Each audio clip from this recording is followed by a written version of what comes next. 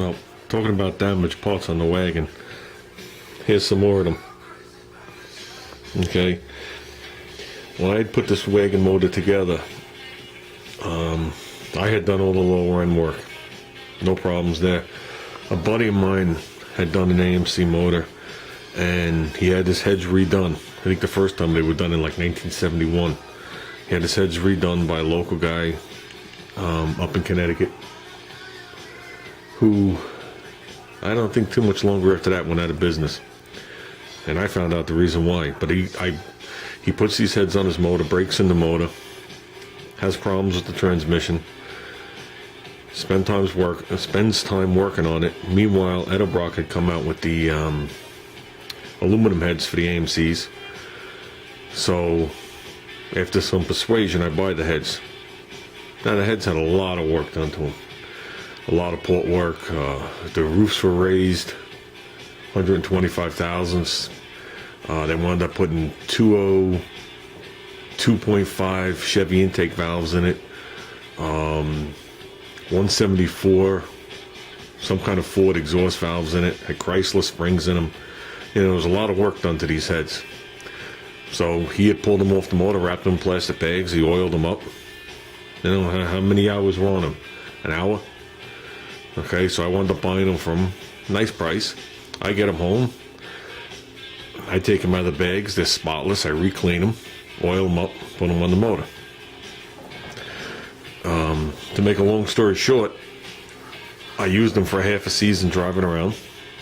And then the beginning of the following season, the first cruise night, I'm driving there. And this one was a fall, and this one was like 10 miles away.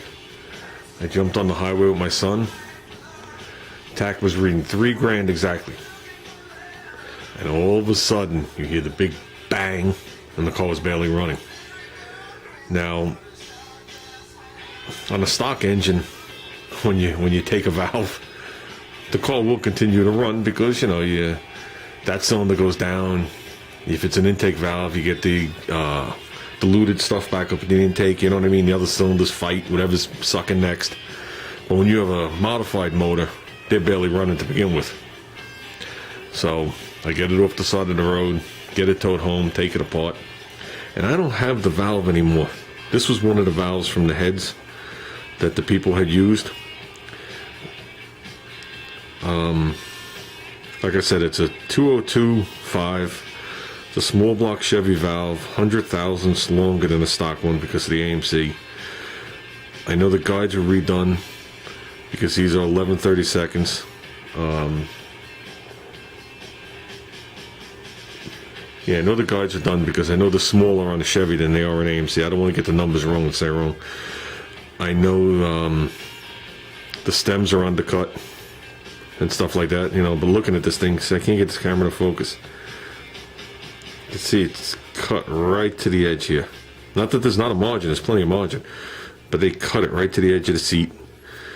And when it ever happened, the other valve bound up in the guide and stuck. Came out, bent over like an S. It actually came down, this folded over this way, and the valve went that way and was laying right in the piston relief. Okay, here's the push rod that was with the motor. On one side's bent. Let me see what it is.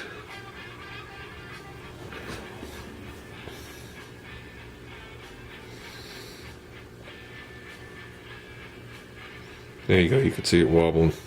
Like almost dead center, right where it says Magnum. Bent that.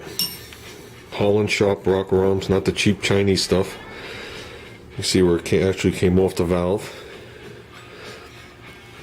And was chunking it to the side right here. And you can see where the push rod shot out of it. Well, it didn't shoot over, it's the rocker arm that went to the side. And yeah, that side has damage to it right there from hitting it. And I know it's hard to tell, but if you look at it, you can see my thumb side is higher than the other side. I actually bent it, but didn't crack it. Probably would have been better off if it snapped off. So when he looked up these valves, there are some markings on them. These are like the no frills Jegs Summit type valves, no names.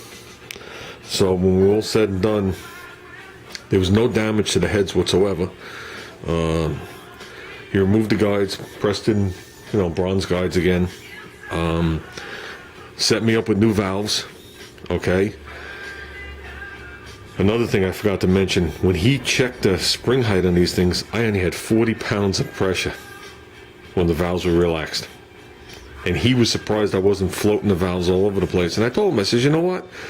I said, I thought the motor was dipping down around 6,000. And whatever it was he put Ferrera valves in the motor. Same thing again, same size. The push rods, okay, wound up getting new push rods on the same type. Wound up buying one rocker on because that's all that got damaged. And he wound up redoing the spring heights and whatever it was to whatever the spec was, double springs. And let me tell you something, there was a major difference in the way the car felt. The car didn't seem to taper off at upper RPMs anymore. Now the car just screams.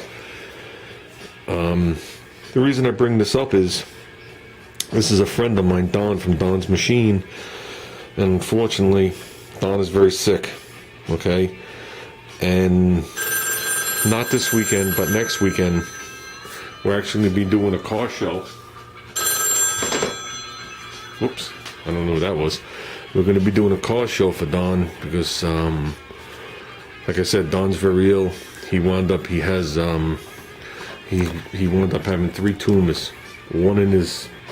One behind his eye, one wrapped around the spine, up in his neck, and one wrapped around the spine down lower, and I think they're pretty much inoperable.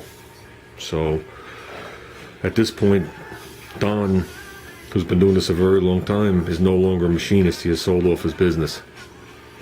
So when I was out here looking at those parts, these is what I actually came out here to look for, not for the fender piece. So, like I said, on June 10th, we're doing a car show in Smithtown at the Stop and Shop at 9 a.m., to help with the family.